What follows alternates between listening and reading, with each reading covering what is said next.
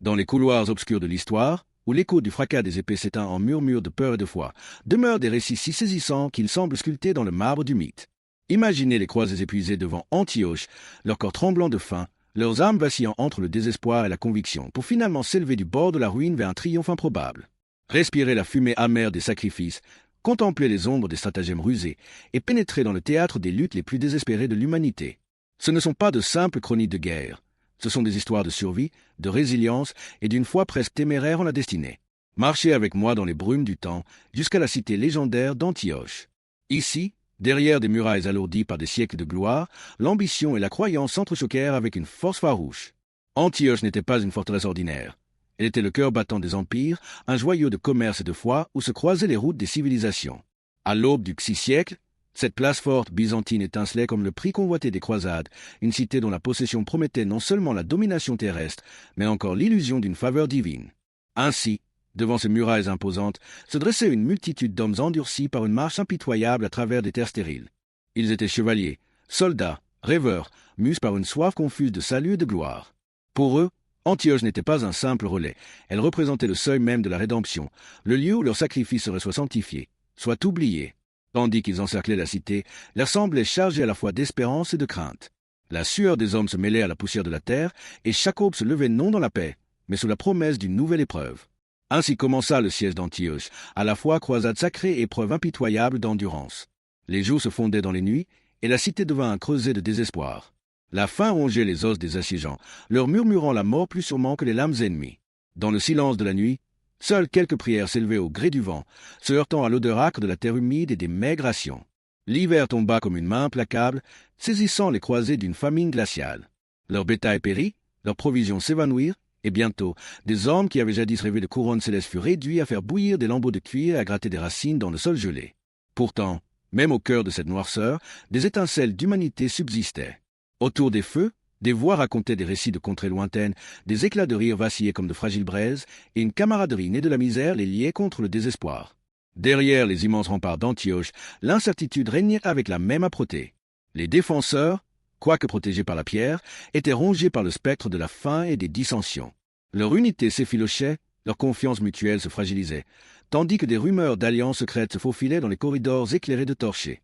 Dans l'ombre de ces intrigues, le rusé Bohémond de Tarente tissait ses desseins de conquête, jouant tour à tour l'allié et le rival avec la ruse d'un renard.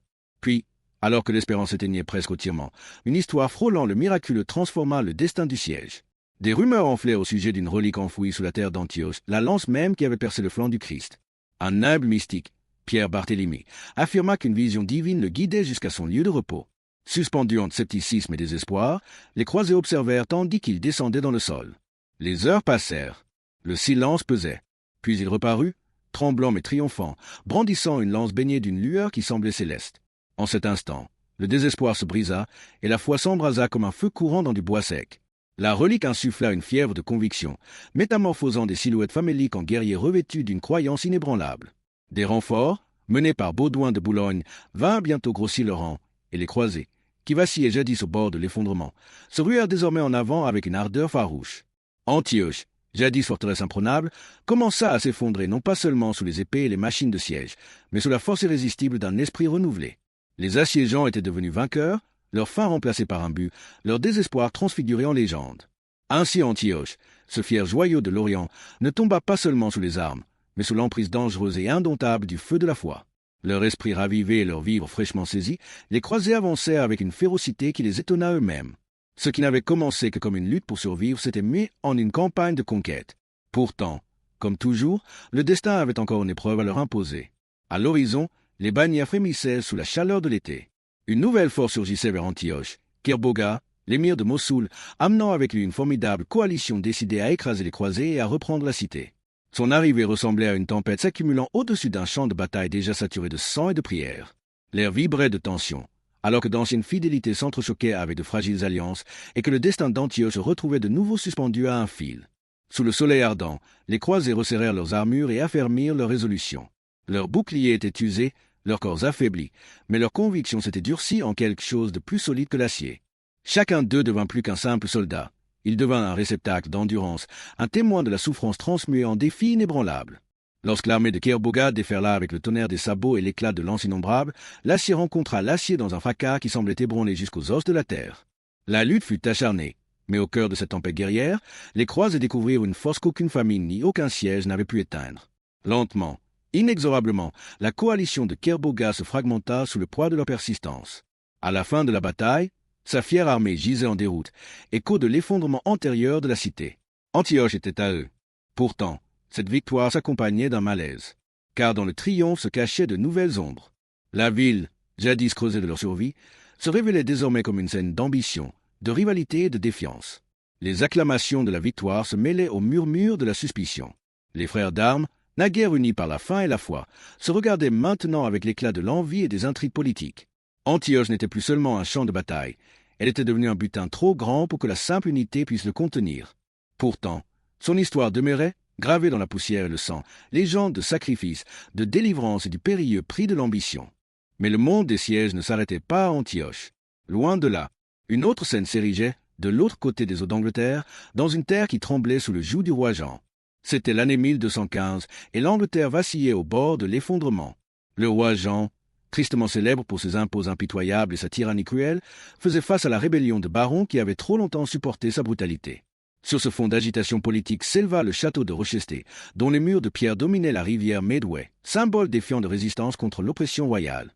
Les chroniqueurs de l'époque décrivaient sa silhouette imposante, bastion de défi dans un royaume étouffé sous le poids de la main de fer de son monarque. À mesure que le froid de l'automne s'étendait sur la campagne, l'armée du roi marchait sans relâche vers Rochester. À l'intérieur de la forteresse, les vivres s'amenisaient et les défenseurs se préparaient à l'orage.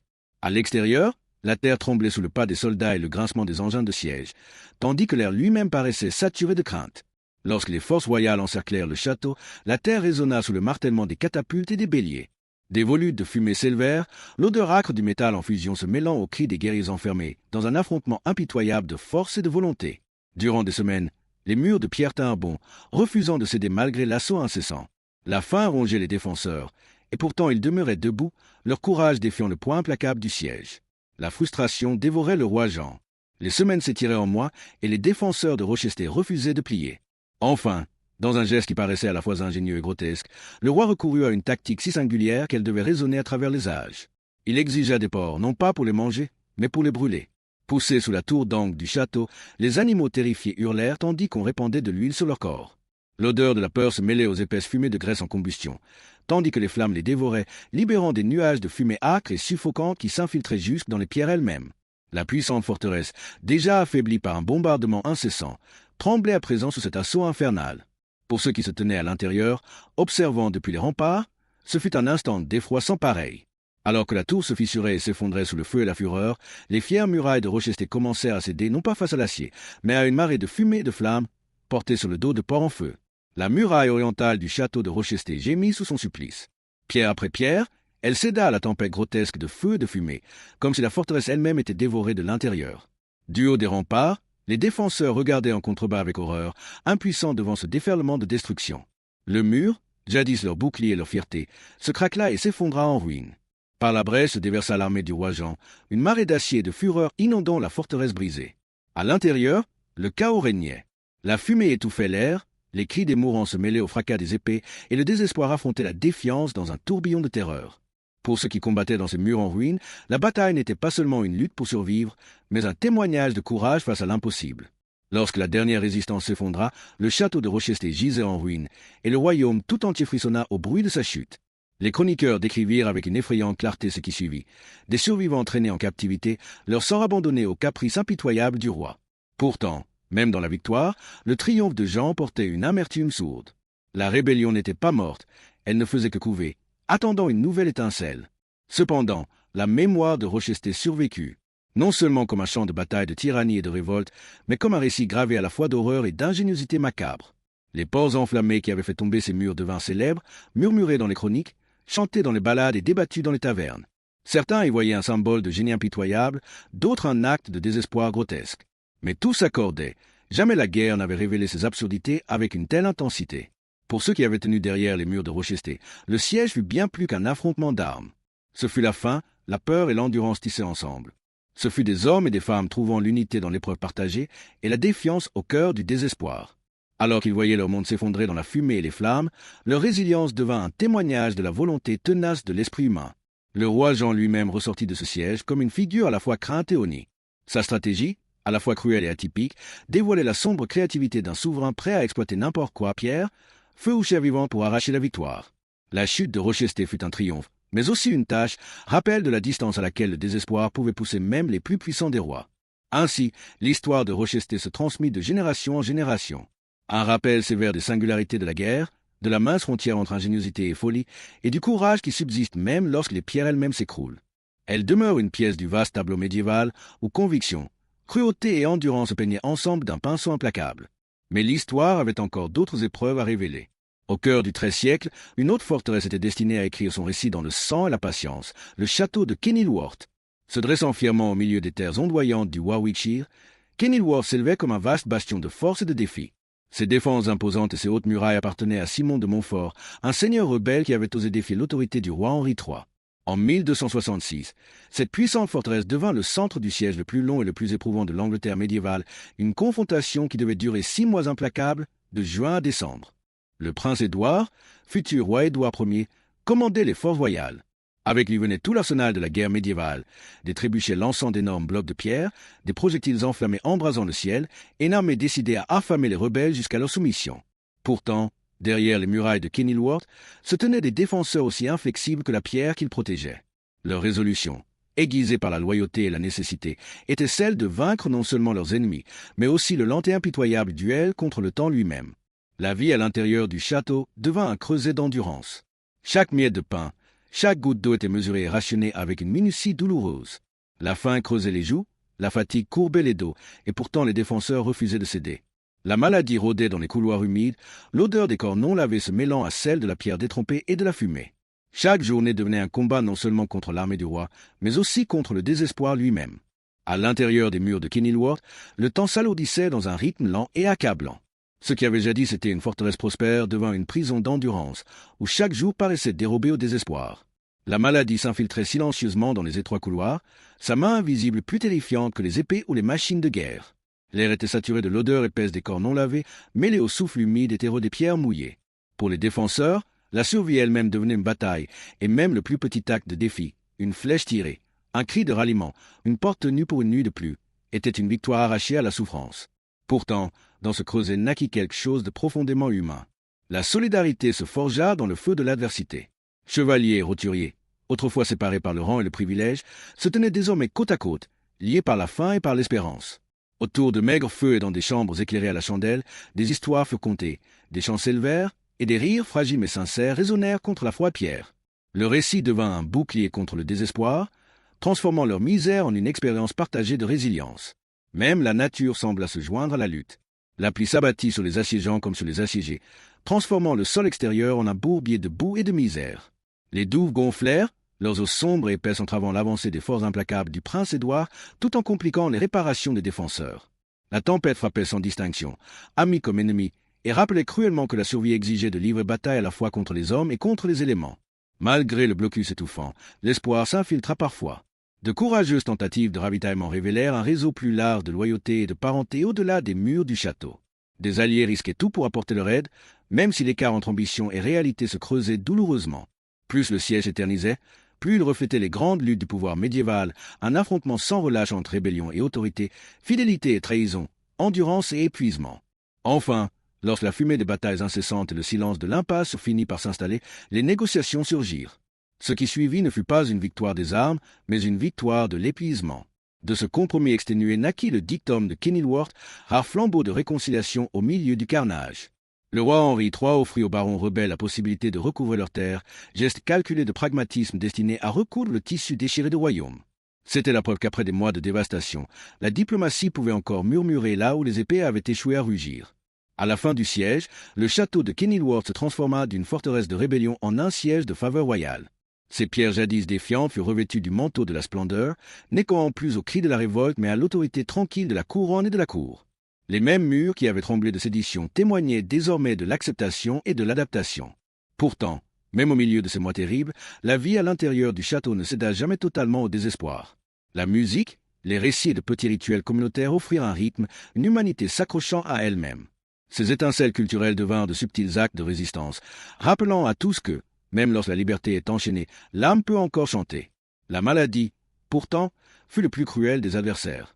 Les fièvres et la décomposition frappaient aussi bien le courage que la force, tandis que les remèdes à base d'herbes et les prières murmurées n'apportaient que peu de réconfort.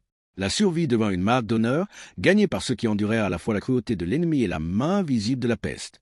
Ainsi, le siège de Kenilworth s'éleva au-delà de la simple histoire pour entrer dans la légende. Il devint plus qu'un récit de guerre, il devint une leçon gravée dans la mémoire d'une nation. Une leçon de résilience, de puissance, de compromis, et de cet esprit indomptable qui refuse de plier, même lorsque les murs s'écroulent. Des siècles plus tard, les bardes et les conteurs chantaient encore son histoire, enjolivant l'épreuve, rappelant aux auditeurs l'endurance face à des obstacles écrasantes. Les pierres anciennes de Kenilworth, marquées mais toujours debout, continuent de murmurer. Elles parlent de rébellion et de réconciliation, de faim et d'espérance, d'un peuple qui endura et s'adapta. Un monument non seulement au pouvoir, mais à la force de l'esprit humain. Et pourtant, alors que Kenilworth s'éloignait dans le passé, une autre tempête s'annonçait dans le sud de la France, où une nouvelle croisade devait noyer la terre dans le feu et le sang. De tous les coins de l'Europe, ils vinrent nobles, chevaliers et aventuriers, attirés non seulement par des vœux de piété, mais aussi par des promesses de richesse et de domination. Drapés du langage du devoir sacré, leurs cœurs battaient souvent d'un rythme plus sombre, ambition et avidité. Leurs regards se tournèrent vers Béziers, une cité prospère où catholiques et cathares vivaient côte à côte, liés par une fragile coexistence. C'était un joyau de culture et de commerce, mais pour les croisés, elle apparaissait comme un nid d'hérésie, une tache sur la chrétienté. À mesure que l'armée croisée approchait, un poids oppressant s'abattait sur la ville fortifiée. À l'intérieur de Béziers, la peur se mêlait à la détermination. Catholiques et cathares, bien que divisés par la foi, se tenaient désormais unis dans le désespoir, prêts à défendre leur foyer et leur famille. L'air vibrait de crainte. Les cloches des églises sonnaient, appelant les uns à la prière, les autres aux armes. Les prêtres parlaient à la fois de bénédiction et de damnation, les marchands clouaient leurs échoppes, les mères serraient leurs enfants contre elles, et les familles se blottissaient ensemble dans un silence tremblant. La cité se préparait, mais tous savaient que ce qui approchait n'était pas une simple bataille, c'était une annihilation drapée du nom de Dieu. Le 22 juillet 1209, sous un soleil de plomb, les croisés se présentèrent aux portes de Béziers. L'astre brûlant s'abattait impitoyablement sur les rangs en armure, comme si la nature elle-même cherchait à intensifier la cruauté de l'instant. Depuis les remparts, les défenseurs contemplaient l'immensité des lignes ennemies, et l'espérance semblait s'éteindre sous la vue d'une telle force. Pour les assiégeants, cependant, ce n'était pas simplement la guerre, c'était une mission divine, une purification par le feu et par le sang. Puis vint l'ordre qui scella le destin de la cité.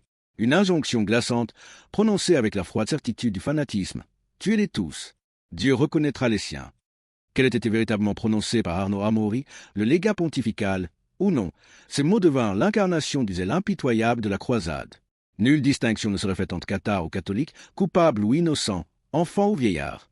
Lorsque les murailles cédèrent, l'enfer lui-même sembla se déverser sur Béziers.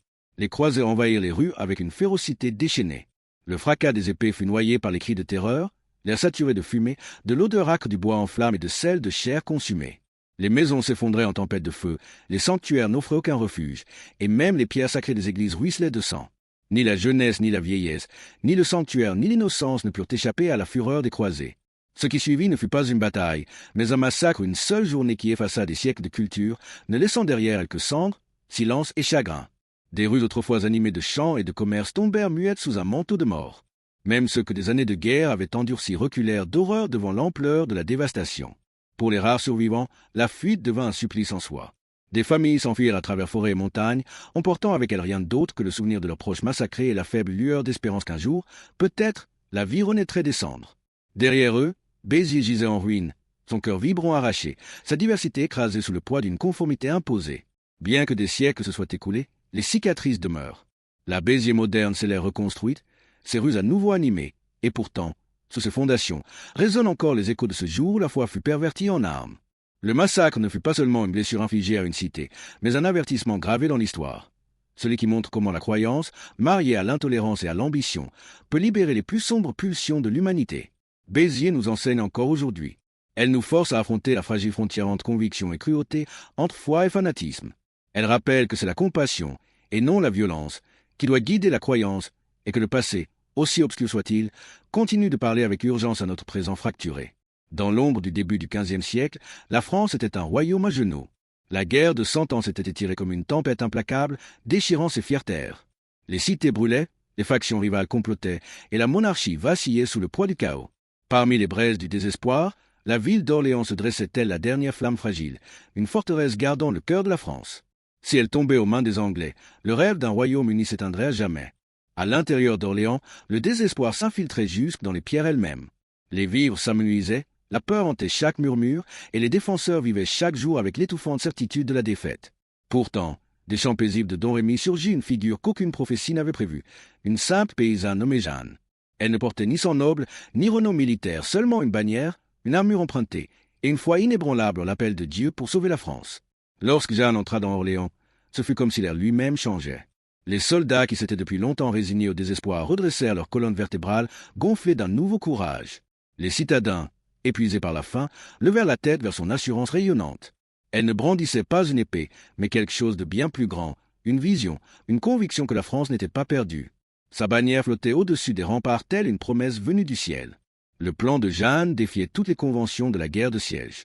Là où d'autres conseillaient patience et défense, elle exigeait audace, feu et attaque. Elle appela les Français épuisés à frapper non pas à l'abri de leurs murs, mais directement contre les Anglais. Ses paroles se répandirent comme une traînée de feu à travers le camp. La peur céda à la ferveur, l'hésitation à l'audace. La foi de cette jeune femme alluma une flamme dans chaque cœur, transformant des hommes ordinaires en instruments de défi. Alors les Français s'élancèrent, prenant d'assaut les positions anglaises qui étranglaient Orléans. Les champs de bataille autrefois emplis de craintes résonnaient, désormais du rugissement d'un courage retrouvé. Les flèches sifflaient, les épées s'entrechoquaient, et la fumée s'élevait au-dessus de la Loire, tandis que les troupes de Jeanne brisaient l'étreinte ennemie. Même au cœur du tumulte, elle demeurait au centre de la tempête, sa bannière haute, sa voix perçant le vacarme, rappel inflexible que la victoire n'était pas seulement possible, mais prédestinée. Était-ce la puissance divine qui la guidait, ou bien la seule force de la volonté humaine? Pour ses ennemis, elle paraissait presque surnaturelle, un spectre de la Providence. Pour ses soldats, elle était à la fois sainte et sauveuse. Ce qu'aucun ne pouvait nier, c'était que sa présence transforma la guerre elle-même. Le 8 mai 1429, le siège fut brisé. Orléans était libre, et avec elle, la France tout entière respirait à nouveau. Cette nuit-là, des feux de joie embrasèrent le ciel, et des chants de triomphe montèrent vers les cieux. Des hommes pleuraient à visage découvert, des femmes s'agenouillaient en prière, et la cité vibrait d'un patriotisme renaissant. En cet instant, Jeanne n'était plus une simple fille de Domremy. Elle était l'incarnation vivante de l'espérance, une bannière faite chair, un miracle marchant parmi les mortels. Son triomphe à Orléans dépassa largement les murs de la ville. Il ralluma la volonté de combat d'une nation brisée, insuffla une nouvelle légitimité à la couronne de France, et grava le nom de Jeanne dans l'âme même du pays. Mais son ascension fulgurante la mena aussi dans le royaume périlleux de la politique, où l'envie et la peur conspirèrent pour la perdre. Capturée au combat en 1430, Jeanne fut livrée aux mains de ses ennemis. Son procès ne fut pas justice, mais théâtre, mis en scène avec venin et terreur. On lui lança des accusations d'hérésie et de sorcellerie, dans la volonté désespérée d'abattre la jeune fille qui avait osé inspirer un royaume. Pourtant, Jeanne demeura telle qu'elle avait toujours été, inébranlable, digne et inflexible. Son courage ne fléchit pas, même lorsque l'ombre de la mort s'approcha.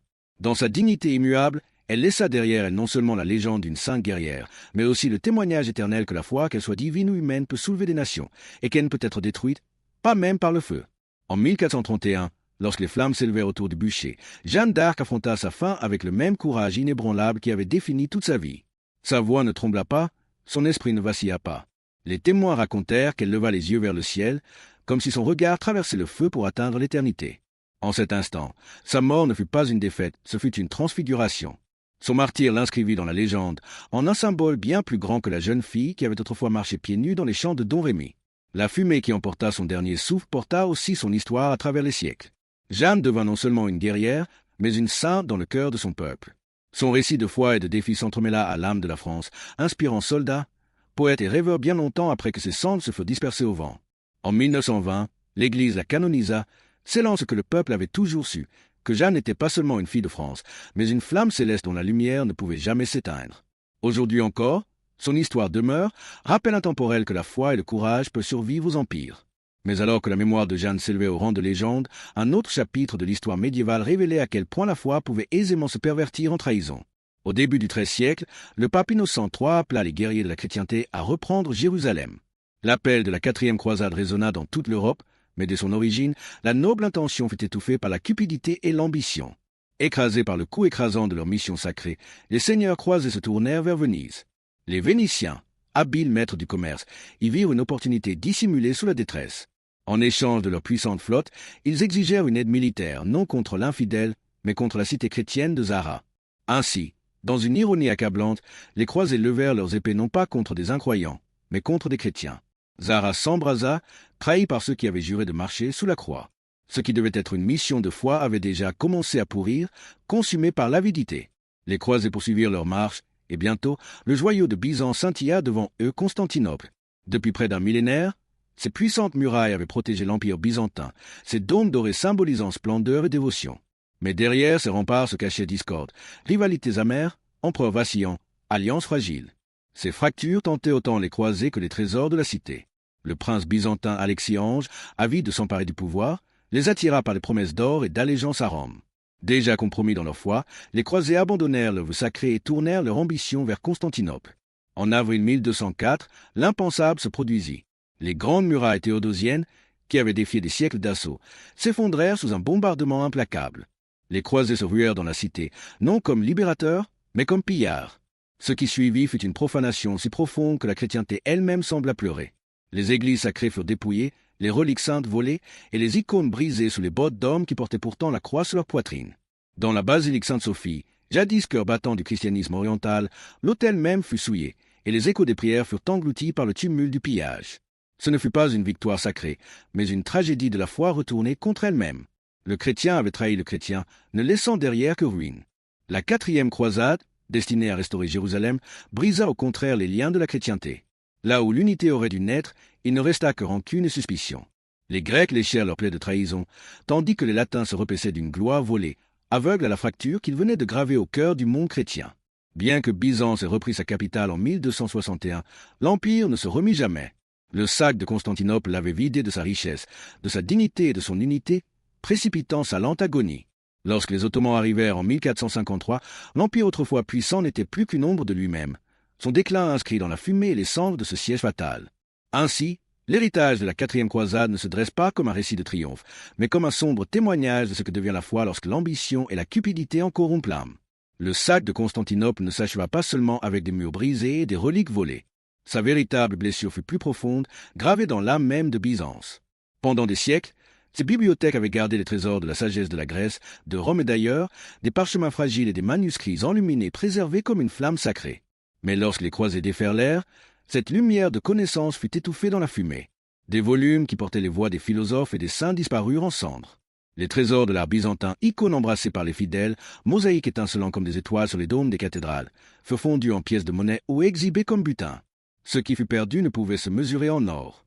Le dialogue culturel vibrant de Byzance, où l'Orient et l'Occident s'étaient jadis rencontrés en harmonie, fut réduit au silence par la cupidité. À sa place vinrent la désolation. Les marchés s'éteignirent, le commerce s'effondra, les familles furent arrachées à leur foyer. Les nobles s'enfuirent, les marchands luttèrent pour survivre, et les paysans portèrent le poids écrasant d'un ordre nouveau qu'ils n'avaient pas choisi. Pourtant, au milieu des ruines, une braise obstinée de défi subsista. Certains cherchèrent refuge, d'autres résistèrent, mais tous s'accrochèrent aux fragments de leur identité, refusant de laisser s'éteindre des siècles d'héritage. Venise, bien que non tachée directement du sang du massacre, orchestra une grande part de cette tragédie depuis l'ombre. Leur habile manœuvre assura que leurs navires transporteraient non seulement les croisés, mais aussi les trésors pillés. Leur république s'enrichit des dépouilles arrachées au cœur de la plus grande cité de la chrétienté. La 4e croisade demeure un avertissement glaçant sur la manière dont les missions saintes, drapées de sacralité, peuvent se déliter en cupidité, trahison et ruine morale. Elle nous rappelle que même la foi, si elle est corrompue par l'ambition, peut devenir un poignard tourné vers l'intérieur, laissant des cicatrices qui résonnent à travers les siècles. Mais l'histoire ne s'attarde pas dans le silence. À l'horizon occidental, une autre entreprise de croisade s'élevait. En 1147, la cité animée de Lisbonne devint le prix du destin. Depuis des siècles, elle prospérait sous domination maure, ce rue vibrant du mélange de musulmans, de chrétiens et de juifs, fragile équilibre de cultures unies par le commerce et la nécessité. Pourtant, sous cette coexistence, des rivalités couvaient. Pour le royaume chrétien de la péninsule ibérique, Lisbonne n'était pas qu'une ville. Elle était le joyau de la Reconquista, la clé pour reprendre une terre perdue au croissant. Pour les croisés en marche vers la Terre Sainte, elle représentait un détour irrésistible, une chance de remporter à la fois le salut et le butin sans traverser les mers. La rumeur se répandit à travers l'Europe, et d'Angleterre, de Flandre et des principautés germaniques affluèrent des vagues de croisés chevaliers, aventuriers et opportunistes. Certains cherchaient la récompense éternelle, d'autres convoitaient l'or et les terres fertiles vantées dans les récits d'éveillés. Ensemble, Sous la bannière du comte Henri du Portugal, ils formèrent une coalition aussi chaotique que puissante, leurs langues étant diverses mais leurs ambitions convergentes. Lorsqu'ils atteignirent Lisbonne, sous la chaleur accablante de juillet, l'air semblait vibrer de destinée. Les murailles mauresques se dressaient avec défi, magnifiques dans leur solidité, témoignage de générations d'artisans et de fierté. Armés de catapultes, d'échelles et d'arbalètes, les croisés se lancèrent contre la pierre et le feu, mais la cité tint bon. À l'intérieur, les défenseurs s'accrochaient à l'espérance, même lorsque les vivres s'amenuisaient et que les renforts promis ne venaient pas. Mais le siège ne se joua pas seulement avec des flèches et des pierres. Les assaillants utilisèrent aussi les mots comme des armes. Des messages, attachés à des pierres, furent projetés par-dessus les murs, offrant miséricorde et prospérité à ceux qui se rendaient. Ils promettaient la vie en échange de l'obéissance, un marché cruel, mais qui rongeait les défenseurs épuisés, tandis que la faim s'aggravait et que la peur s'épaississait. Lisbonne se tenait au carrefour de la foi et de l'ambition, son destin suspendu dans la balance, tandis que les croisés redoublaient de pression, déterminés à arracher la ville des mains des morts. L'affrontement qui s'ensuivit ne façonna pas seulement le destin du Portugal, mais fit écho à travers toute l'Europe.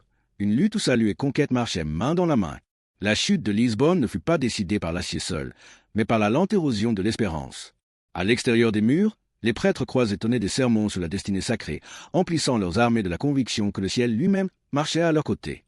À l'intérieur, les défenseurs affrontaient une liturgie plus sombre, famine, maladie et désespoir. Chaque jour sans secours rongeait leurs forces, jusqu'à ce que les pierres mêmes de la cité paraissent moins être un sanctuaire qu'une prison. En octobre, Lisbonne se trouvait au bord de l'effondrement. Les mains des défenseurs tenaient encore leurs armes, mais leurs armes avaient déjà commencé à faiblir. Lorsque les portes furent enfin enfoncées, la ville ne tomba pas dans un rugissement de défi, mais dans le silence brisé de l'endurance humaine. La conquête fut autant un triomphe de la guerre psychologique que de la puissance militaire. Pour les croisés, Lisbonne représentait plus qu'une victoire, c'était une justification. Leur marche devenait un pèlerinage sacré accompli, où la promesse de la faveur divine se mêlait au butin terrestre. La silhouette de la ville changea. Des églises s'élevèrent là où jadis se dressaient des mosquées, leurs cloches sonnant un nouvel ordre. Des colons étrangers affluèrent, apportant des coutumes étranges et de nouvelles ambitions. Pourtant, ce ne fut pas une transformation immédiate, mais un lentissage de fils anciens et nouveaux, où Lisbonne ne fut pas effacée mais remodelée, un lieu où passés morts et présents chrétiens cohabitaient dans une harmonie incertaine. L'histoire du siège entra dans la légende, reprise par les chroniqueurs qui la peignirent comme un joyau éclatant de la grande couronne des croisades. Les guerriers furent rappelés non seulement comme des conquérants, mais comme des instruments du ciel, leur courage sanctifié par l'encre et la mémoire. Avec le temps, les faits se brouillèrent pour devenir mythes, et le siège devint moins une bataille d'hommes qu'une parabole de foi et de destinée. Aujourd'hui encore, les rues pavées de Lisbonne murmurent cet âge ancien. Ces pierres portant le poids à la fois de la ruine et de la résilience, un monument vivant de la survie à travers le changement. Mais tandis que se refermait le récit de Lisbonne, à travers les terres rudes d'Écosse un autre drame commençait à se déployer, non pas une croisade sacrée, mais une lutte pour la liberté. Perché sur son roc volcanique, le château de Stirling se dressait tel un gardien du cœur de l'Écosse. Quiconque le détenait contrôlait le passage étroit du fleuve Forth, portant Triglands et Basse-Terre. En 1297, alors que les guerres d'indépendance s'embrasaient, cette forteresse devint le creuset du destin. Là, deux figures surgirent pour incarner la défiance écossaise. William Wallace, dont le nom résonnerait à travers les siècles comme la voix de la rébellion, et Andrew Moray, le stratège silencieux dont le courage et la clarté façonnèrent la résistance. Face à eux s'avançait John de Warenne, comte de Surrey, envoyé par le roi Édouard Ier pour écraser les flammes montantes. À ses côtés se trouvait Hugh de Cressingham, trésorier du roi, honni pour ses impôts impitoyables qui avaient attisé la rébellion au lieu de l'éteindre. Alors que l'été déclinait, l'Écosse bouillonnait de colère. Wallace et Moray levèrent leurs bannières, appelant clans et gens du peuple. Paysans, bergers et forgerons, des hommes armés de simples piques grossières et d'une foi ardente se rassemblèrent sous leur commandement. Les Anglais, nombreux et confiants dans leur puissance, marchaient vers Stirling, certains d'une victoire facile. Mais Wallace et Moray voyaient là une opportunité là où d'autres ne percevaient qu'un désavantage. Le fleuve Forth était leur allié. Son pont de bois étroit, un goulet de planches et de cordages, transformerait la force de l'Angleterre en faiblesse. Dans les brumes de septembre, les Écossais restaient tapis dans les collines boisées, guettant comme des loups dans l'ombre, tandis que le piège du pont de Stirling se refermait peu à peu. À l'aube du 11 septembre 1297, la lumière pâle s'étendit sur le fort alors que l'armée anglaise avançait avec une assurance tranquille. Leurs armures tintaient en cadence avec les grincements des planches du pont de Stirling, un son qui résonnait comme le destin dans la brume matinale. En tête chevauchait le comte de Warenne, confiant, assuré, aveugle au piège qui se refermait sur lui. Il se croyait invincible, aguerri, discipliné et supérieur en nombre. Pourtant, l'arrogance allait se révéler leur plus grande faiblesse. Un par un, les colonnes anglaises s'engouffrèrent sur le pont étroit, inconscients qu'elles marchaient vers un piège mortel. Sous leurs pas, le fleuve grondait comme un complice obscur, tandis que, Sur les collines, les Écossais retenaient leur souffle, attendant le signal de Wallace et de Moray. Lorsqu'il vint, ce fut comme si la terre elle-même rugissait. Les Écossais jaillirent des forêts avec la fureur d'un peuple longtemps opprimé, leurs cris éclatant tels des tonnerres, ébranlant les cœurs des amis comme des ennemis. Le pont se transforma en gibet. Pris en étau entre la charge écossaise d'un côté et le fleuve impétueux de l'autre, les rangs anglais se dissoudrent dans le chaos. La panique brisa leur discipline. Les chevaliers trébuchèrent les uns sur les autres, les chevaux se cabrèrent, et les soldats, piégés comme du bétail, furent massacrés sur place. Beaucoup tentèrent de fuir en repassant le pont, mais l'entassement des corps transforma la retraite en carnage. Ceux qui se jetèrent dans le fleuve pour échapper à la mort ne trouvèrent aucun salut, seulement le poids glacé de leur armure les entraînant vers une tombe aquatique. Le fort, destiné à séparer les terres, devint un cimetière d'acier et d'os. Lorsque le massacre prit fin, les champs de Stirling furent les témoins de la renaissance de l'Écosse. Hugh de Cressingham gisait mort, son corps comme une offrande amère à la cause qu'il avait voulu étrangler par l'impôt et la tyrannie. La retraite du comte de Warenne grava l'humiliation dans l'orgueil anglais. Pour l'Écosse, Stirling n'était pas une simple victoire, c'était une justification. Wallace et Moray avaient prouvé que le courage et la ruse pouvaient abattre des géants, que l'intelligence pouvait triompher du nombre. Stirling n'était pas seulement une bataille. C'était une déclaration. L'Écosse ne plierait pas le genou. Pendant des générations, le récit du pont de Stirling brûla dans la mémoire collective. Conté au coin du feu et chanté dans les ballades, il devint plus qu'une stratégie, il devint légende. Un témoignage de la force de l'esprit humain, inflexible et rebelle, capable de renverser le cours de l'histoire par la seule volonté, l'intelligence et le courage. Les poutres de ce pont, jadis foulées par les bottes anglaises, portaient désormais l'appel éternel de la liberté, résonnant à travers les siècles. Et tandis que les braises de la victoire de Stirling continuaient de luire, une autre tempête se levait au loin. À travers les eaux étincelantes de la Méditerranée, l'île de Rhodes brillait comme un joyau posé sur la mer. Perchée entre l'Europe et l'Asie, elle était le prix convoité par tous les empires, la gardienne du pouvoir maritime. En 1522, son destin allait être mis à l'épreuve comme jamais auparavant. Là se tenaient les chevaliers hospitaliers, guerriers à la fois de l'épée et de la foi, jurés de défendre la frontière de la chrétienté. Face à eux se dressait le plus grand empire de l'époque. Le sultan Soliman le Magnifique en personne menait une armée de près de 100 000 hommes, accompagnée d'une flotte qui assombrissait l'horizon. Les Ottomans n'arrivaient pas en pillards, mais en conquérants, déterminés à arracher Rhodes aux mains chrétiennes pour l'intégrer à la couronne de leur empire. Mais Rhodes n'était pas une île ordinaire. Ses murailles, parmi les plus solides d'Europe, s'élevaient-elles des falaises de défi. Derrière elles, quelques milliers de chevaliers et de soldats se préparaient à la tempête, leur vœu sacré les liant plus fermement que n'importe quelle chaîne. À mesure que la flotte ottomane approchait, l'air s'alourdissait de sel, de fumée et d'attente. Sur ces remparts, la foi et la ciel étaient éprouvées par la puissance d'un empire, et le fracas à venir résonnerait à travers les siècles. Le siège de Rhodes n'était pas destiné à être une simple confrontation d'armées.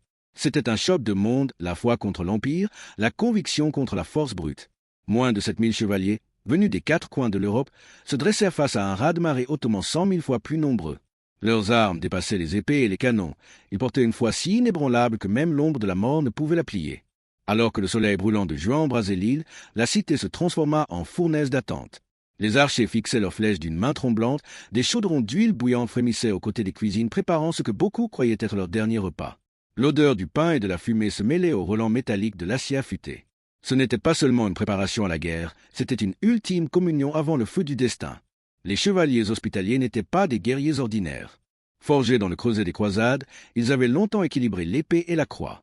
Soigneurs des malades, protecteurs des pèlerins, mais lorsque résonnaient les corps de bataille, ils devenaient des lions revêtus de la croix blanche.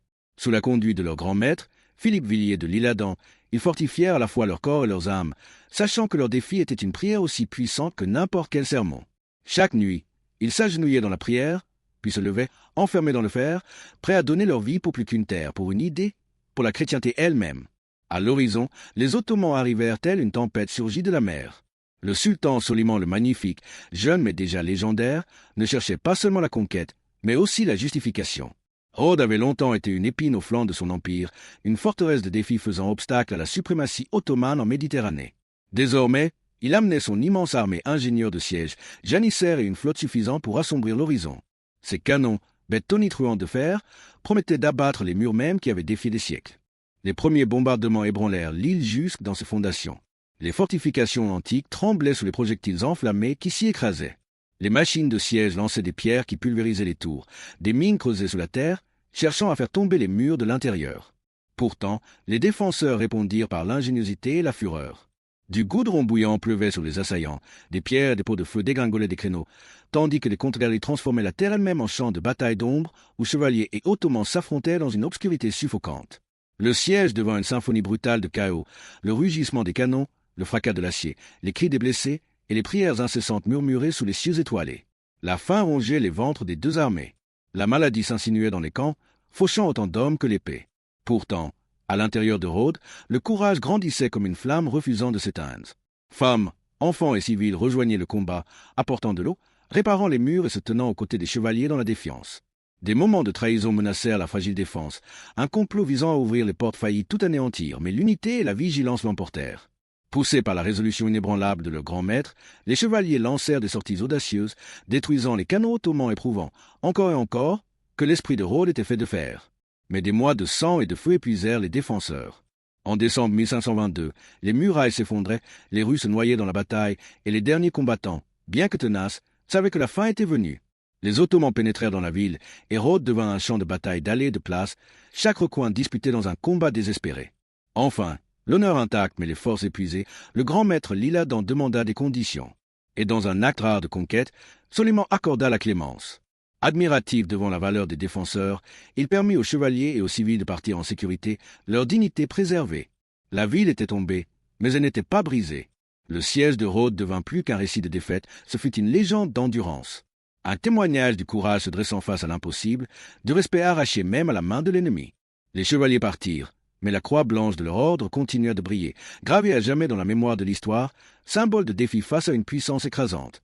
Sous les cieux lourds de tempête de la péninsule de Crimée, la cité portuaire de Caffa prospérait comme un joyau de la mer Noire. Ce qui regorgeait de navires venus d'horizons lointains, leurs voiles chargées d'épices, de soie et de métaux précieux. L'air vibrait de senteurs mêlées de l'eau salée et des marchandises exotiques. Un lieu où chrétiens, musulmans et marchands mongols échangeaient non seulement des biens mais aussi des cultures, tissant la prospérité dans son tissu même. Pourtant, sous cette surface éclatante, le danger couvait. La richesse était un phare, et l'éclat de Caffa attirait non seulement les commerçants, mais aussi les yeux affamés des conquérants. En 1346, cette fin prit la forme de la Horde d'or mongole, menée par le camp de fer Jani Beg. Leurs engins de siège tonnaient contre les fières murailles de Caffa, projetant pierres et flammes dans le ciel. Pendant des mois, les défenseurs génois résistèrent, soutenus par la voie vitale de la mer, tenant bon même à mesure que les vivres s'amenuisaient. L'affrontement devint une impasse épuisante, l'acier et la pierre enfermés dans une défiance sans fin. Mais le destin avait préparé une arme plus sombre encore. Comme invoquée par le carnage, la peste s'insinua silencieusement dans le camp mongol. Elle frappa avec une rapidité impitoyable. Des soldats en proie à la fièvre se tordaient de convulsions, leur corps noirci et boursouflé, la vie éteinte avant l'aube. La mort errait librement parmi les tentes, et la horde jadis toute-puissante plia sous l'assaut d'un ennemi invisible. Alors survint une décision aussi désespérée qu'horrifique. Voyant leur rang s'effondrer, les Mongols firent de la mort elle-même une arme. Grâce à leurs puissants catapultes, ils projetèrent par-dessus les murs de Caffa les cadavres de leurs propres morts, infectés par la peste. Ce ne furent plus des pierres ni des flammes, mais des corps malades, pourrissants, grotesques qui s'abattirent sur la ville. Une vision sortie d'un cauchemar, le premier grand acte de guerre biologique. À l'intérieur des remparts, la panique se répandit plus vite que les flèches ne volaient. Les rues autrefois animées devinrent des couloirs de désespoir. Les cloches sonnèrent sans fin, marquant la marche implacable de la mort tandis que la peste s'emparait de la cité. Les malades se contorsionnaient, rongés par des bubons enflés, brûlant de fièvre et vomissant, leur agonie gravée sur les visages des voisins impuissants. Les murmures emplissaient la nuit. Était-ce le châtiment de Dieu ou l'œuvre des démons portés par le vent? L'ordre s'effondra, la discipline se délita, et jusqu'à la fois chancela, tandis que Caffa se noyait dans la peur. Nombre de marchands génois, poussés par le désespoir, cherchèrent leur salut sur la mer. Ils embarquèrent non seulement familles et biens, mais aussi, à leur insu, des passagers clandestins des rails les plus porteuses de la peste. En fuyant par la mer Noire jusqu'à la Méditerranée, ces navires transportèrent non pas l'espoir d'échapper, mais la promesse du désastre. De Messine à Gênes, de Marseille au port du nord de l'Europe, la peste noire se répandit comme une marée spectrale. Des cités autrefois pleines de rires et de commerce se changèrent en cimetières du jour au lendemain. Les marchés bruyants devinrent des charniers silencieux. Des foyers entiers s'éteignirent, leurs portes marquées de symboles grossiers de mort. La tragédie de Caffa devint le cauchemar de l'Europe. Les chroniqueurs peinaient à mettre en mots des horreurs qu'ils comprenaient à peine. Des rues jonchées de cadavres, le silence brisé seulement par le glas funèbre et les pleurs des survivants. Gabriele de Mussy et d'autres écrivirent d'une époque où l'air lui-même semblait empoisonné, où les ombres pesaient d'un désespoir palpable. Le siège de Caffa avait commencé comme une lutte pour la domination, mais il se termina comme le déclencheur d'une apocalypse continentale. De ses remparts, La peste bondit dans l'histoire, modifiant à jamais le destin des nations. Ce qui n'était d'abord qu'une arme désespérée des Mongols devint le plus sombre jugement de l'Europe, un récit gothique d'ambition, de contagion et de la terrifiante fragilité de la vie humaine. Les chroniques de la peste peignirent des images si vives qu'elles se gravaient dans la mémoire. Des navires dérivant vers les ports avec seulement quelques squelettes pour équipage, des cités jadis foisonnantes de vies réduites à des coquilles vides, pleines de deuil. Des communautés entières furent plongées dans un chagrin sans fin, comme si le temps lui-même s'était ralenti sous l'ombre de la mort. Dans leur désespoir de trouver un sens à une telle dévastation, les sociétés médiévales se tournèrent vers l'intérieur, déchirées entre la peur de la colère divine et la fragile espérance de rédemption. Les processions de flagellants emplirent les rues, des lignes d'hommes se fouettant eux-mêmes dans des rituels solennels, désespérés d'apaiser un Dieu qu'ils croyaient les avoir abandonnés. L'air résonnait de leurs chants et de leurs cris, un théâtre de douleur érigé en prière. Pourtant, même l'Église, jadis pierre angulaire de la foi, chancela. Prêtres et évêques tombèrent victimes de la même peste impitoyable qui défiait leurs prières, et avec leur mort, l'aura de certitude spirituelle se fissura. Ce n'était pas seulement une crise du corps, mais de l'âme. La foi elle-même fut mise en procès, et les réponses restèrent aussi insaisissables que le salut. Au-delà du bouleversement spirituel, la vie quotidienne fut ébranlée. Avec des populations décimées, les travailleurs devinrent rares, et les fondations même de l'ordre féodal tremblèrent. Les survivants réclamèrent davantage, de meilleurs salaires, plus de liberté, une reconnaissance de leur valeur dans un monde soudain vidé de bras pour peiner. Ce qui avait commencé en tragédie évolua en transformation, semant les graines d'un changement économique et social qui allait remodeler l'Europe. Des cendres du désespoir naquirent les premiers murmures d'un âge nouveau. Même les arts portèrent les cicatrices de la peste. Peinture, sculpture et littérature s'assombrirent, obsédés par l'image de l'ombre de la mort. Le macabre devint un miroir de la réalité, où des squelettes dansaient sur les fresques et où les allégories funèbres remplaçaient les visions d'espérance. Le monde, autrefois éclatant de la grandeur de la chrétienté, portait désormais le murmure constant de la mortalité. Et au cœur de tout cela persistait la mémoire de Kaffa, une cité où le désespoir avait enfanté une terrible innovation, déchaînant la mort sur le monde d'une manière que nul n'aurait pu prévoir. Son héritage ne se limita pas à la mer Noire, mais résonna dans chaque village ravagé par la peste, dans chaque cimetière gonflé de tombes. Le siège de Kaffa demeure un glaçant rappel de la double capacité de l'humanité, endurer et détruire. C'est une parabole gravée dans les couloirs obscurs de l'histoire, nous avertissant des périls du désespoir lorsqu'il s'allie à l'ambition. Même aujourd'hui, des siècles plus tard, son écho ne s'est pas éteint. Il persiste tel le glas lointain d'une cloche, à la fois plainte et avertissement. Revenir à ce récit, c'est plonger dans un chapitre ombrageux de notre passé commun, un chapitre qui invite autant à la réflexion qu'au souvenir. L'histoire de Kaffa n'est pas seulement celle de la mort, mais aussi de la survie, de la transformation et de l'éternel combat de l'humanité pour arracher un sens au cœur même de la catastrophe.